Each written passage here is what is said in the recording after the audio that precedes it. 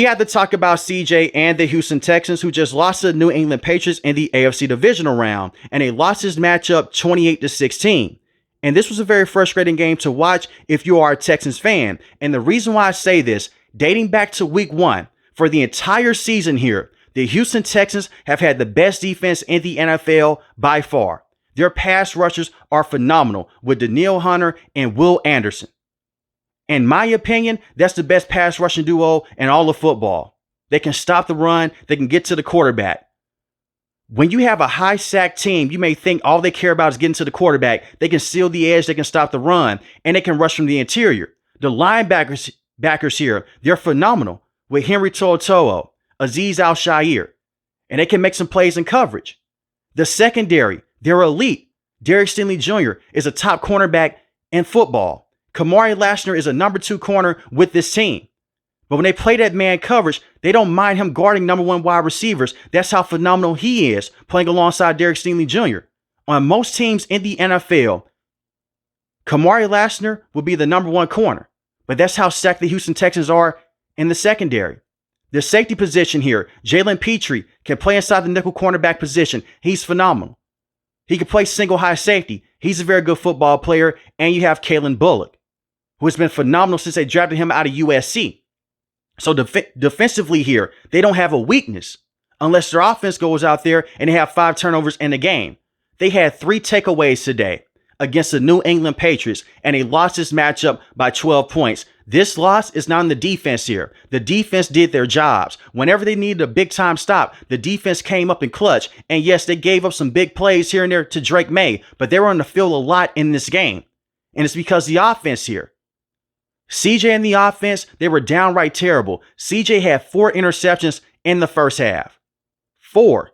And not every interception was on CJ. One interception in particular, crossed the middle of the field to Xavier Hutchinson. It bounces off his hands. It goes for an interception. That's not on CJ. If you're box score watching, you may say every interception is on him, but it's not.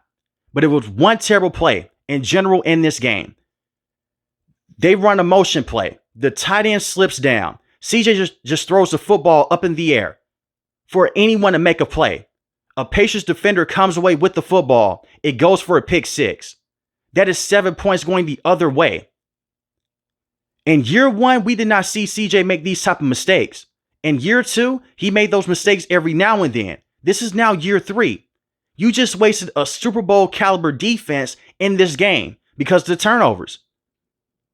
That interception that went for a pick 6, that was not on the offensive line. That was on the play calling here with Nick Caley. Even though you can say that Nick Caley has not been a very good offensive play caller. That interception was on CJ. You can't have moments like that in the NFL, especially in the postseason. There is no next week. And this is not a player that's in year 1 now. He's in year 3. And he's been to the postseason. Not once, not twice, but now 3 times. He knows what he can and cannot do in the NFL playoffs. He had 5 fumbles last week against the Steelers. One was a missed snap with the center, but the rest of the fumbles, they were on CJ, getting the ball knocked out of his hand. Not paying attention to the snap, not paying attention to the play clock here. And they lost 2 of those fumbles last week. The reason why you won last week against the Steelers, your defense was dominant. They came away with 2 touchdowns on the defensive end. A fumble on Aaron Rodgers, took it to the house for a touchdown. A pick 6 on Aaron Rodgers as well. While your offense here, they can barely get across the 50. I'm not saying go out there, move off of CJ, cut him, trade him to a different team. But we're getting to a situation now. Next season is year 4 with CJ. And we haven't seen him grow as a player since year 1. That rookie season was phenomenal. But last season, CJ was not the same quarterback. And especially this season, even though he did miss time with a concussion. They started out 0-3. Not because their defense here. Their offense simply hasn't been good enough. And I was confused. At halftime, you have Marcus Spears and Ryan Clark. You're saying maybe you go out there and maybe you bench CJ and you bring in Davis Mills. Ryan Clark says, no, these are the analysts with ESPN. I said, to hell with that. You put in Davis Mills. Davis Mills came in the regular season when CJ went down with his concussion. In 3 games this year, 5 passing touchdowns and 1 interception. You can make the case that he saved the season. The Houston Texans started out 0-3, and it's not all on CJ here. But Davis Mills came in. He did not turn the football over. He did not have those back-breaking type of plays on the offensive end that CJ had in this game. And it's not me saying go out there and make Davis Mills a starting quarterback for the next 5 years. But Davis Mills, veteran quarterback, you see that CJ is not working things out in the first half. He is still shaking up from what happened last week. So going to a different direction with Davis Mills, it was not going to kill you in this game, in my opinion. That was a misfire on DeMeco Ryans as a head coach. And I think of him very highly in the NFL. And we'll get into why in the next couple minutes here. But back to CJ. Against the blitz in the regular season, he was a top quarterback in the NFL against the blitz. But in the postseason, they send different blitzes his way. He's ranked 28th since he's been in the National Football League. He doesn't deal well with pressure. He gets confused a lot. He's throwing the football into triple coverage, into double coverage. It's the little things here with CJ that he has to figure out. He's still a young player. He's in year 3. He's won 3 playoff games. But the Houston Texans, they want to get to the next level. They want to get to the AFC Championship game. They want to win a Super Bowl one day. Can they do that with CJ at the quarterback position? And they're on borrowed time right now. He's still on his rookie deal, and the same with Will Anderson. They both selected both of these players in the first round. They're going to exercise a fifth-year option with Will Anderson, and the same with CJ.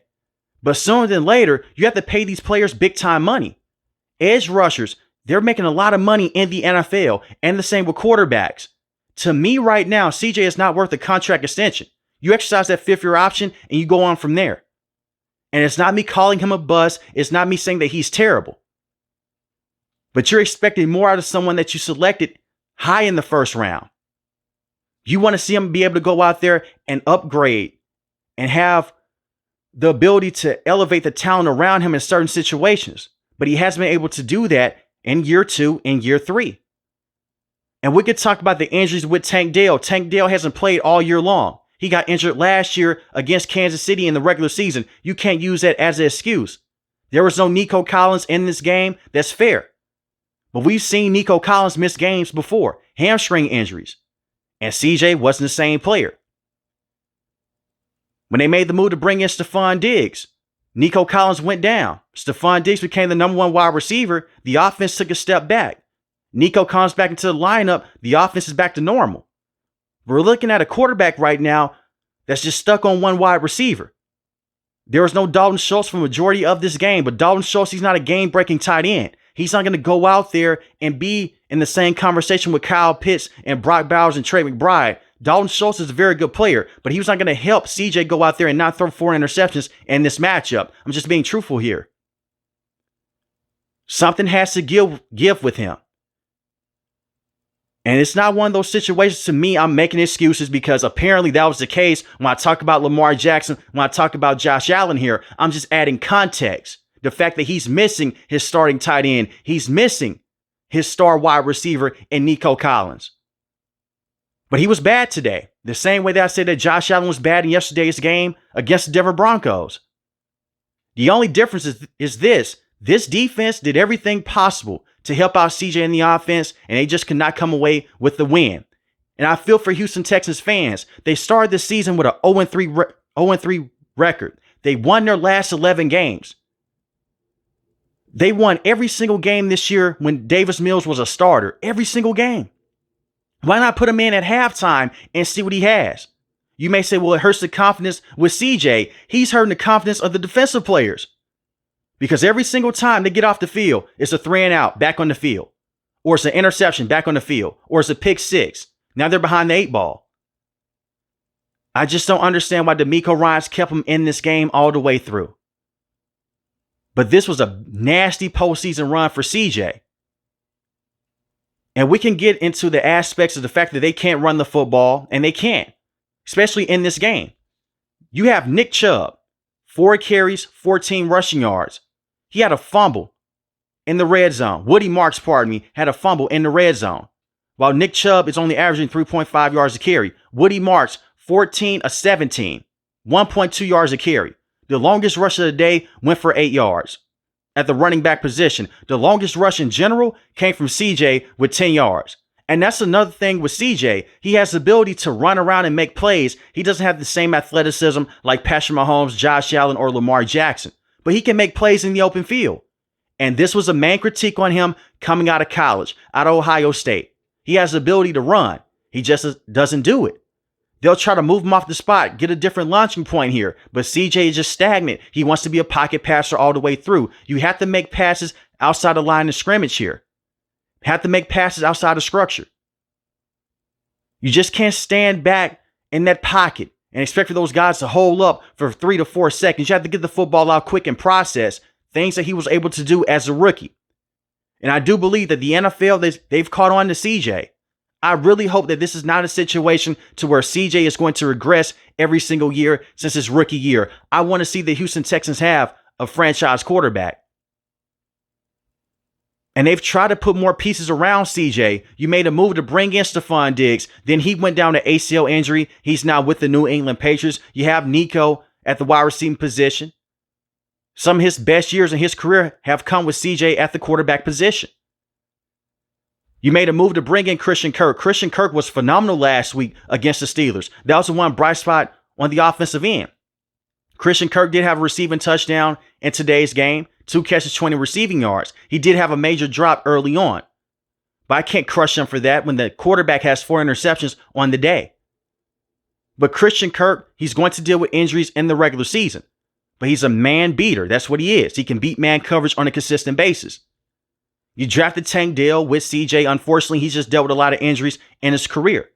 So you can't say that the Houston Texans haven't tried at the wide receiving position. The offensive line position is a different story. They traded their best offensive lineman and Laramie Tunsil to the Washington Commanders for a 2nd-round pick. Now, to add in context here why they did that, you have to pay Will Anderson and CJ soon. Laramie Tunsil is making a lot of money, and his contract is due soon. You don't want to just go out there and just be burning a lot of money and you don't have a championship to show for it.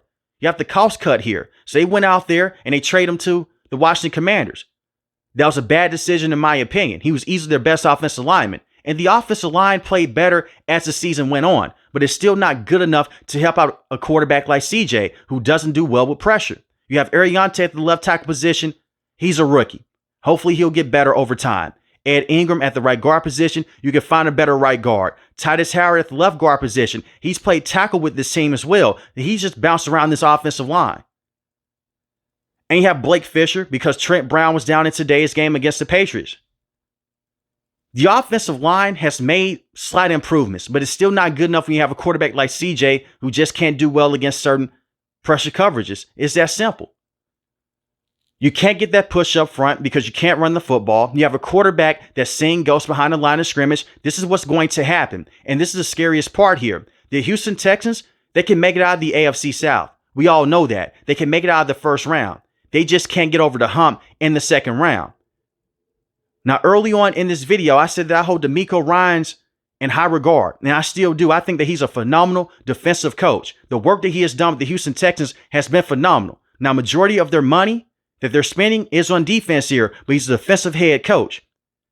3 years before they brought in CJ and D'Amico Ryans, within this time span here, the Houston Texans, 11 wins, 38 losses, and 1 tie. You fired 2 head coaches in back-to-back years before you went out there and you brought in D'Amico Ryans as a head coach. This loss is not solely on D'Amico Ryans either. You're not going to move on from him. D'Amico Ryans has come in and he's changed everything for the Houston Texans. You won this division in back-to-back years with him. His first year as a head coach and his second year, 10-7 back-to-back years. With CJ at the quarterback position, and you won playoff games. In year 1, you completely destroyed the Cleveland Browns. Last year, you destroyed the Los Angeles Chargers and destroyed the Steelers this year in the first round. It's getting to the next level. So if anyone's saying move off of D'Amico Ryans, you're crazy. D'Amico Ryans is a very good head coach in this league. If they let him go, another team will pick him up as soon as possible. He's a great defensive mind. He helped build and orchestrate this defense. It's the offense here. And you can say, well, he brought in the wrong offensive coordinator with Bobby Slowick early on. Bobby Slowick did a solid job with CJ in year 1, and year 2 did take a step back as an OC. But Bobby Slowick is not going out there and throwing interceptions. He's not going out there and throwing touchdowns. He's not making adjustments at the line of scrimmage. That's on CJ here. And now you bring in Nick Caley in year 3. And if you're a Texans fan, you're saying move off of Nick Caley. I agree with you. But at the same time here, that's a lot of turnaround for a young quarterback. He had to learn the offensive system with Bobby Slowick in year 1 and year 2. Then all of a sudden, a brand new OC and Nick Caley. They're not running the same scheme here. It's not the same system. So I think that they'll bring back Nick Caley next year, but the pressure is going to be on CJ. What they should do, extend Will Anderson as soon as possible. You don't want that cap space to just dry up. The cap does go up every single year, but players are getting paid more and more every single year, especially at that position. You want to pay him as soon as possible. Exercise the 5th-year option and pay him so that contract kicks in later. With CJ here, hold on paying him long term. 5th-year option and go on from there. But I felt like they missed an opportunity here. With this defense, how amazing they were. All they needed was for CJ to go out there and to be a game manager. You don't throw that interception that goes for a touchdown. We're talking about a different situation here. You can't run the football. You can't protect the quarterback on a consistent basis. They need to have more of an emphasis on the offensive end. Yes, but at the same time here, the quarterback needs to be better. And this goes back to a discussion that I've had over the last couple weeks. It's more than just the quarterback here. It's a 53-man game. It's that simple. But when your quarterback is having a game like how CJ just had, that's terrible. It's hard to come back from that. Last week he had those 5 fumbles. You recovered 3 of them.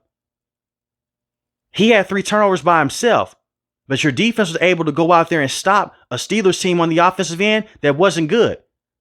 And you could say that the Texans let up a lot of rushing yards late in this game. Of course they're going to. They're tired. They've been on the field for the majority of the time. It's time possession here. You can break some of the best defenses in the NFL if you don't help them out on the offensive end.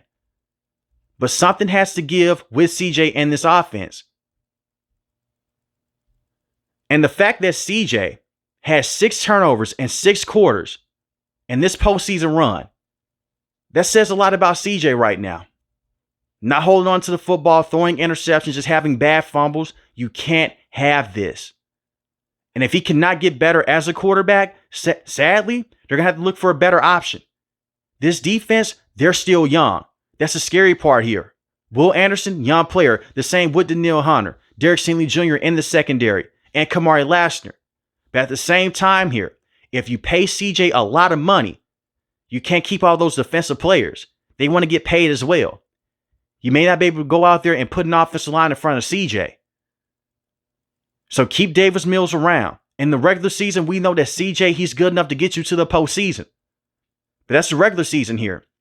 And even in the regular season, this season, we've seen CJ just have some moments that make you scratch your head, and the defense are able to cover up for some of those flaws. They would go 2 to 3 quarters without scoring a single touchdown. They'll just kick field goals. Then all of a sudden, they'll get a touchdown. But now the defense is tired. Look at what happened against the Buccaneers early on in the year. That cannot be the formula here with the Houston Texans. They don't need CJ to go out there and have 21 points a game. That's how insane the defense is with the Houston Texans. And things do change every single year. But can you move the chains, work off of time possession, and put the football where it needs to be? Make him more of a game manager than trying to make him a game changer. And that is more so on Nick Caley than anyone else. That's why I have a lot of problems with Nick Caley. You're calling lone developing routes deep down the field. You don't have Nico Collins. You don't have Dalton Schultz at the tight end position. You have Xavier Hutchinson, who dropped everything in today's game. But this has been a problem going into the second round against Kansas City last year. CJ had some solid moments. They ran that press man coverage. They put a lot of blitz packages on him. He had no idea what to do. And his rookie year, you give him grace. They went against the Baltimore Ravens, got completely destroyed. Man coverage, put a lot of blitz packages towards CJ, put pressure on him. He had no answer for it. But this offseason is going to be very important for his development moving forward with the Houston Texans. But let me know in the comment section below. How do you feel about CJ? If you're new to the channel, hit the subscribe button. If you like the video, hit the like button. Most importantly, I want each and every last one of you guys to stay safe, stay positive. Thanks for the video, guys. God bless.